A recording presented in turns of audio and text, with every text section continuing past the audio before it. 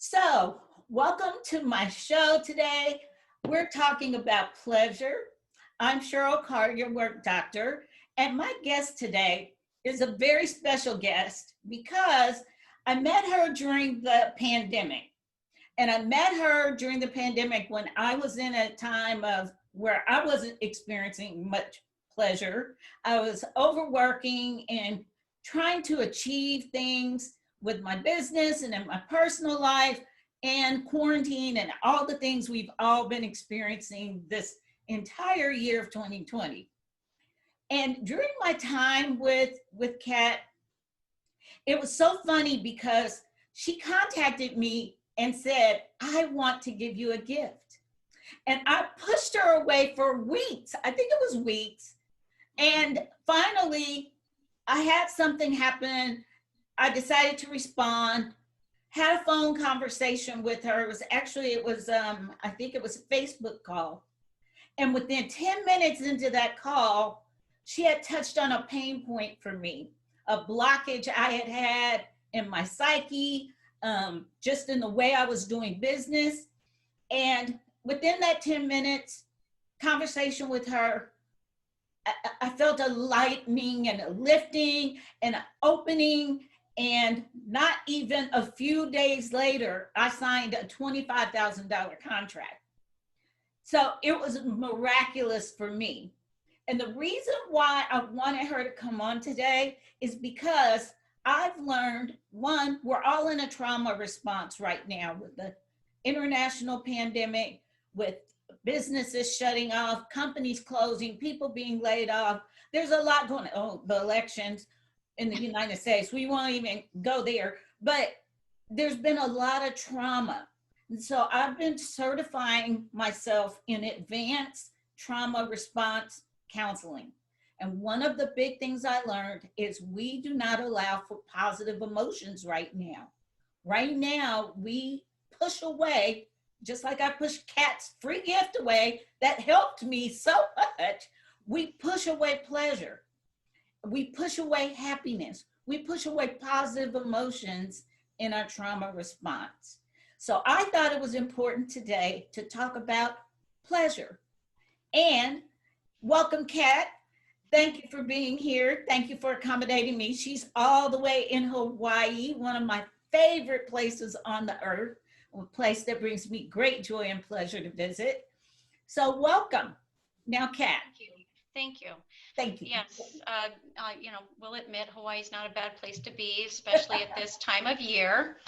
So I think it's a brisk 78 degrees outside right now. Okay, I will not spread hate. I'm going to stay in my zone because it's freezing cold and it is raining outside. So, okay. Yeah. Well, that was meant to be joyful to say, but I'm realizing where this might be going. So I'm joyful for you. But again, welcome. Now, let's talk about this word, pleasure. Yes. Let's talk about the word, and then why don't you tell the listeners what pleasure can mean for them right now? Why this word, why this subject, why is it needed right now? It can, well, because, so much conditioning of how that word has actually been kind of perversed, right? You can't see an ad for, well, there's a lot of things. Like, for example, you want to think Victoria's Secret, it's all like hair blowing in the wind and they're in underwear and it's all pleasure. And it's like, everything is just so blown up over that word being not what its true essence is. So to reel it back into its authentic space, which just means having a moment of feeling satisfied, having a moment to enjoy. If you drop into that alone, take away any of the media or anything that's perversed its essence, then you can instantaneously feel a vibrational shift within you to just probably drop right into more gratitude. Finding pleasure in gratitude is a profound amount of emotional healing, right? When we yes, and it can, it can be delivered in both directions. If someone has gratitude for you, you will feel that pleasure, that satisfaction that you know you've been walking and talking your path, you've been keeping integrity, you know, et cetera, et cetera. And it comes full circle. So you can be bringing pleasure to a whole room for just having gratitude for your company, health, home, food. Yes. Food needs being met, you know, Yes. having health and strength. We have a newfound appreciation and pleasure for being able to work out, to be able to breathe, to be able to be healthy, period. And I just want to circle right back around and make sure I love the way you described the perverseness of that word. We've made it hypersexualized. We've only attributed pleasure and experiencing satisfaction and enjoyment and happiness if it's sexual. And that is so not it. That's a part of it. But well, I mean, it's one of the senses, right? It's one of our, yes. I mean, our primal innate senses. So it's one of them, but somehow it only gets highlighted for that. Right. And I've, you know, and you'll it's really the substitute word for people who can't feel comfortable with just saying the word sexual or sexuality. They have to give it the buffer word, and that's the one it seems like everyone's gravitated to make it media PG-13 or something. I mean, you'll see on the news, oh, man was caught for pleasuring himself. You know, so now it's not just a perverse word, it's bad and naughty. And yes, you know, it's, I don't think that word has been given its true justice, and it's just been given a scapegoat to describe something that people aren't comfortable about really talking about. I agree wholeheartedly, and that's why I'm snatching it back, because one of the things, the big things is in a trauma response, we don't allow for pleasure. We can't find pleasure in our senses like nature, which is very healing, to go outside and observe the flowers, the trees, the wind blowing. And let me tell you something, I've learned about pleasure so much from having a dog. And let me tell you what, dogs are their bare senses, essence, they do what they like. They don't deviate. They eat what they like. They sleep when they like. Dogs, they hang their head out the window. And I did it once because my dog is just a rabid animal in the car until I let the windows down and let him hang out. And the wind in his face, so I hung my head out one day and I went, you know, this feels pretty doggone good. I can understand. It's a simple, silly thing, but it brings pleasure. Pleasure is satisfaction. Pleasure is happiness. It's a pathway to happiness.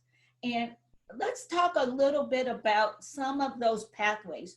You mentioned senses. So let's talk about how that applies to your whole existence and in using pleasure to increase your gratitude, but also to increase your happiness and to get out of some of the trauma we're all experiencing, the darkness. Well, from the work that I do and how life registers to me and how it communicates, emotions, as soon as you feel any emotion, emotions create vibrations within the body. So, you know, whatever you choose, whatever moment stirs you, you know, if it's joy, sadness, anywhere in between, that vibration is now ignited within you, and it pulsates through and it emanates outward, out from you, and a whole room can feel that shift. I mean, you've done that, right? You walked into a room, people may have a smile on their face, but it just doesn't feel right. Right. You know, right. So in nature, like you said, because it's just so open and forgiving, you go out into church and you feel like you actually achieved a little bit of that forgiveness you've been asking for, trying to achieve within your own tasks, right? It's just forgiving and open. So, you know, because it creates that vibration within you, if you do a little practice with owning the word pleasure, and pure sense of its first definition, not the other ones they try to give along the way.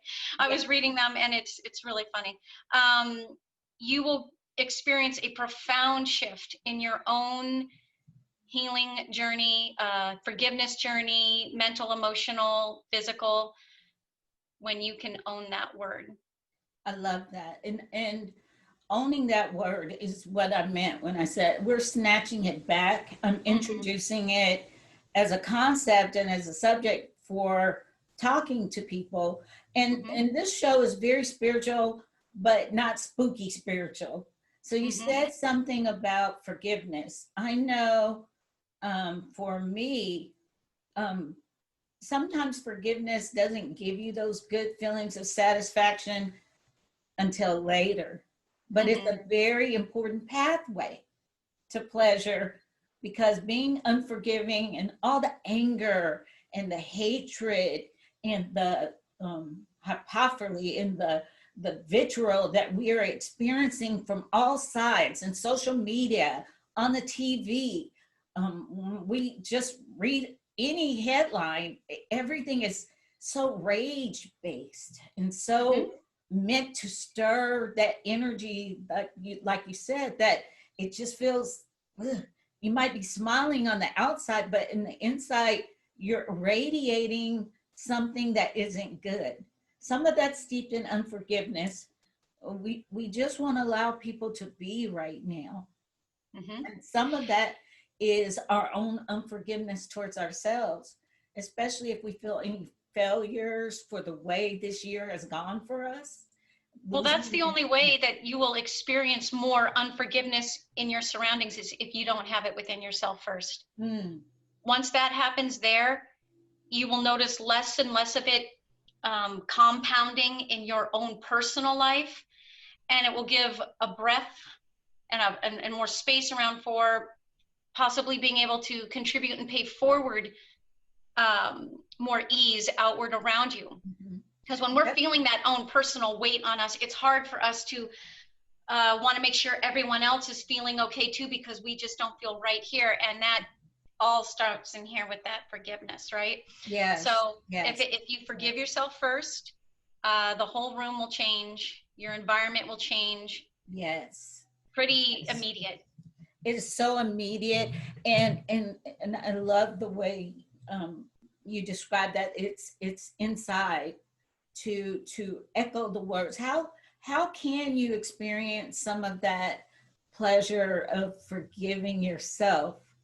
How can you tell us a little bit about, one, the work you do and how you help people open up and let go of some of those not pleasant feelings? Well, we are absolutely, responsible for how we play part, right? And if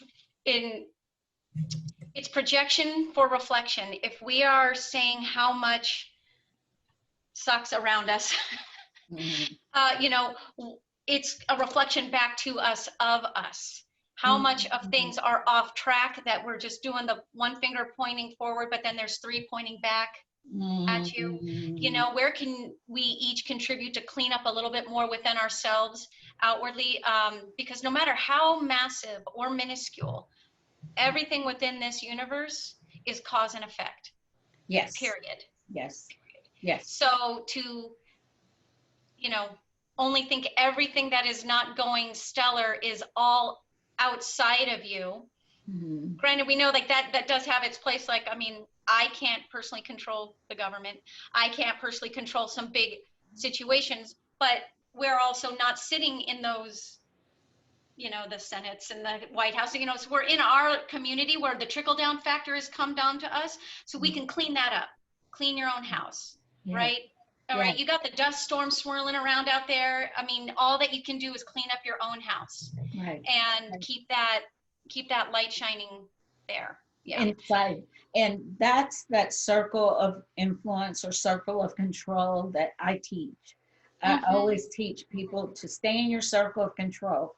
The things you can control are yourself and your response to things. And that's a big part of being able to experience positive emotions, happiness, joy, pleasure requires that Yes. circle of Yes. control, saying, okay, I can't control what's going on outside of me, but I can determine how I respond. So can you talk a little bit about how we can grow in our response, not reacting, and our tendency to have locus of control issues, you know, when we can't control anything. Well, may not, I mean, I understand the theory of not being able to control anything, but you can definitely participate to bring things into exact alignment for a higher purpose, a higher goal, a higher receiving. So there is contribution into getting that alignment, which actually, in another term, is being in control. You are controlling what you put in. That is where you can sit in the control seat. Mm-hmm. So if a person's willing to own their life, own their existence, own the fact that they do have control with signing up for themselves to be in more alignment with what's going to serve them in the higher good, they are absolutely in control of, Mm, of their life. So, I like that. and yeah, and it's part, like with the work that I do, there's a there's a lot of scripts that are running that we all have been living through, seeing, and the filters, right? One event can take place in front of 10 people, and 10 different people are going to have 10 different absolute truths to what just took place because of how they have been conditioned in life to see life. Mm-hmm. And not one of them will be incorrect because it's how they see life. So when I work with clients, I help reset that type of perception that has been grown within them, developed around them, conditioned on them, so that they can drop in with ease to bring back into alignment the things that they want to achieve, from superficial means to deep spiritual means, connections, etc. It just dissolves the residue that's in the way. Sometimes people, oh, they show up with a lot of yeah buts, Yeah. right? Yeah, We but understand, like, that everyone I meet is highly intelligent, right? It's not that anyone is not without a great, brilliant mind, mm-hmm. but in the world of, the definition of ignorant isn't stupid. It's just you don't know till you know. I don't know. Right. And if someone doesn't know how to do that because of what they've been taught in life on how to see life and see avenues, and they're following that script because then that makes them good in their home, how their family sees them, friends, whatever it is that makes them do whatever everyone else has told them to do. That's where I come in with with my work, and I help kind of clean that up so that people can just develop what they want Right. and feel It's more not pleasure in an decluttering. organic sense. It's a decluttering. I know that's what I experienced. It was like, um, how when you have like a messy drawer, a junk Yes. drawer, and you've just thrown everything in there, and all you do is just shut it so you don't have to deal with it, Like when you until open you it, you need something. shake it a little bit, hope you Yeah. can shimmy some more room, throw more stuff in, and then, Yeah, yeah, until you need something in there, that's where you put it. So you yep. open it up and you'll go, okay, you start moving things aside. You start pulling things out like, oh, I still have this from 1980, Well, you know. yeah. And when you have those, I don't know, a session from someone who is, maybe someone who's helping you with these things, what you end up doing is bringing out that drawer and you dump it, and it's a big mess of a collection of everything for a minute, and you pick and sift through, and you realize you don't need 3/4 of it. Yeah. Only this portion is what you truly needed to even keep accessing. Yeah. You know, I because I teach deliverance and I teach what is known as cleansing and restoration and repentance and all of those spiritual principles.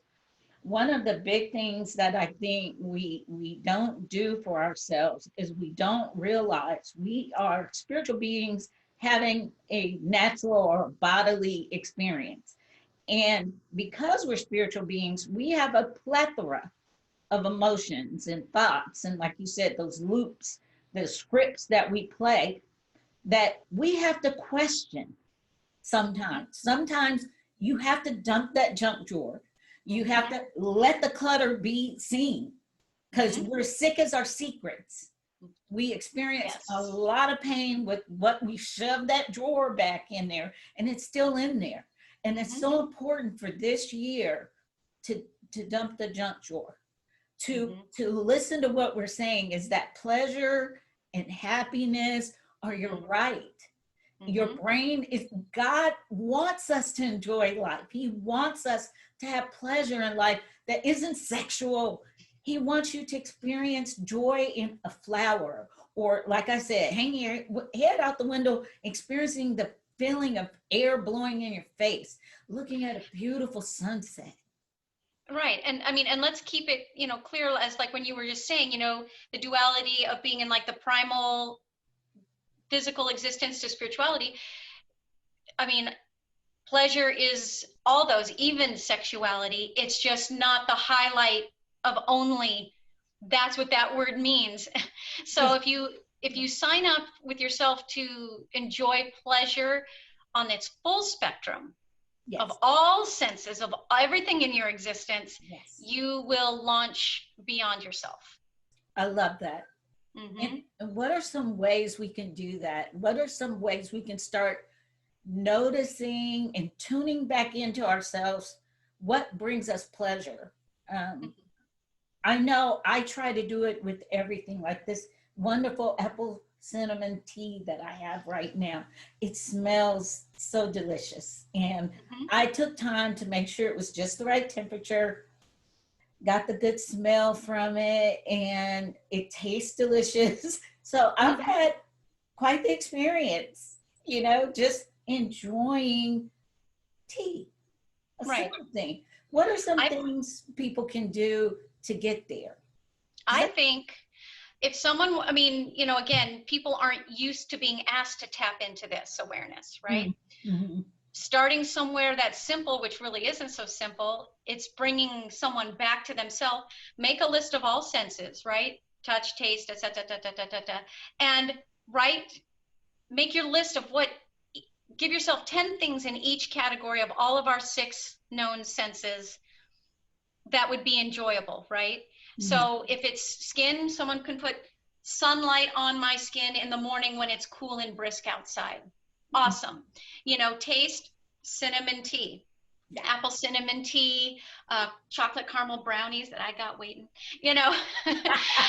You know, make the list of every sense and go like write 10, 20 different things for each category, just to unlock the brain that's been stamped to hear pleasure as meaning something only in the bedroom. And from there, it'll become very second nature to then you're walking outside. Oh, the pine trees today. I love this time of year. Wow, that's really a pleasurable aspect to my moment. Awesome. And it'll be just like second nature. No one will even have to categorize it. Yeah, because, you know, that's the auto response, and that's the beauty of what's known as neuroplasticity or neurogenesis. You can jumpstart the brain, and you have to do some of the things that she just said. Make a list of the senses. I'm very auditory. Words matter to me, not just what's said, but what's meant by what's said. I've learned to take in words very carefully because of how they impact me. And that's one of my senses, being auditory. I don't listen to much news. I don't watch very much TV. I don't usually have a lot of music on. I'm usually pretty quiet and in low lights, because I feel comfortable in that environment. It's very peaceful for me. It's very decluttered, because all day long when I'm working, my senses are in full engagement. Right. Yes. I mean, the nervous system absolutely needs a time and place to unplug and have a rest and reset. Absolutely. Everything works best if you reset it or reboot it. Everything works better when you do that. And that's the purpose of this particular subject. And as she just gave you a really good tip that I hope you guys will take, to sit down, take some time for yourself. It doesn't have to be pretty. It can be on the back of a napkin. Just write down your taste senses, your all the five senses that we all know. You know. And then whatever in that sense brings you pleasure or satisfaction or enjoyment, make it a point to start noticing when those things happen for you, and sit with it for a minute, experience it for a minute. And Kat, can you share just some tips about doing that? Again, I think what you said is so important. Well, what you just said there will completely not just help rewire the brain's, identification of what pleasure is to be in existence, but it will then, at that time when you're like, oh, this is pleasure, that exact moment, in that fraction, gratitude is released. And so you are practicing the state of gratitude at that time as well. So you're actually magnifying yourself back into being in a higher alignment. A higher alignment for self, a higher alignment gifted, that'll be gifted to the company that you share, the people around you, from coworkers to family.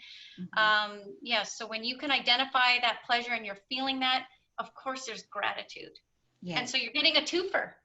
Yeah, and that exchange of energy, and everything is energy. And that is just the truth. I mean, it's physiologically true, it's scientifically true, it's spiritually true. Everything you do is an exchange of energy, and a lot of us are blocked, and we're right. So like when I had that session with you in our conversation where some of those blocks were, we got some stuff moved out of the way, and you were then completely aligned with the things that came your way pretty quickly after. Yes. So that's what I would love for people to recognize, that it is them they are in control, no matter, yeah. And that is our control space. That's our circle of control, that you can make sure you experience more pleasure in your life, more things that you enjoy, that bring you satisfaction, even in the midst of a pandemic, even in the midst of loss and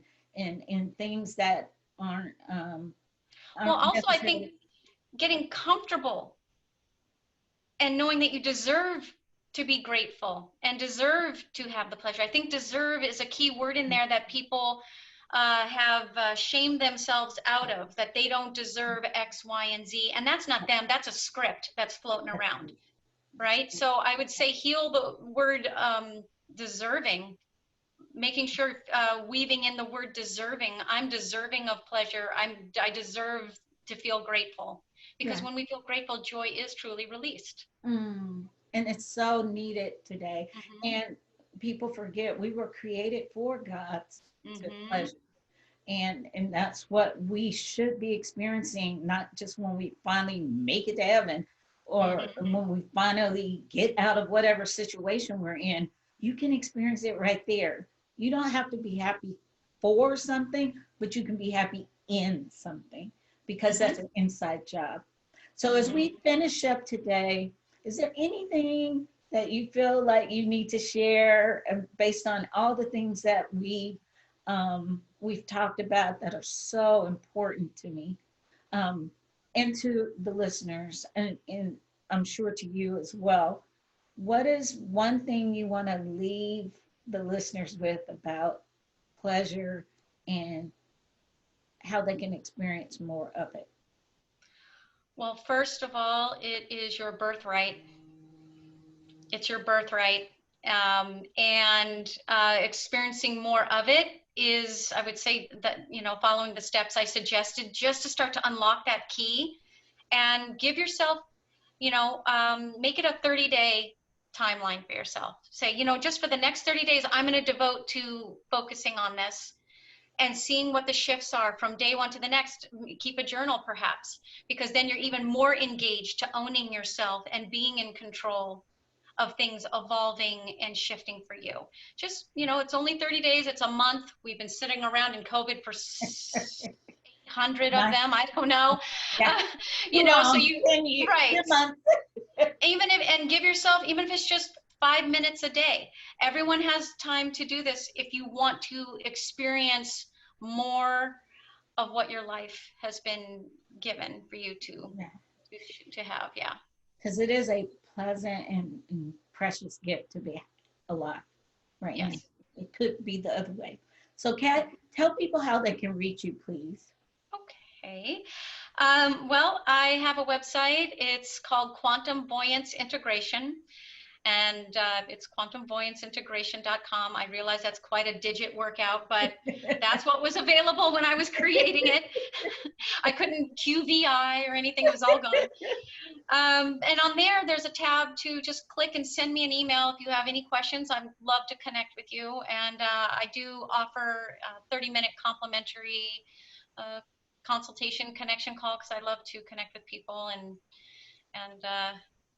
pay forward whatever I can. I love it. And thank you so much for agreeing to meet with us today and for being a guest on the Achieve with Dr. C show. This show is all about you, and it's my offering to the world of things that I hope will make this human existence even better. So, achievers, hang around. I'm going to talk to you a little bit once we bid adieu or aloha to Kat. Yes. And we'll talk about my last 5 of 2020 challenge that I want you to participate in. And again, Kat, thank you so much. Thank you, Cheryl. This was an honor. Thank you. Bye-bye. Aloha. Aloha.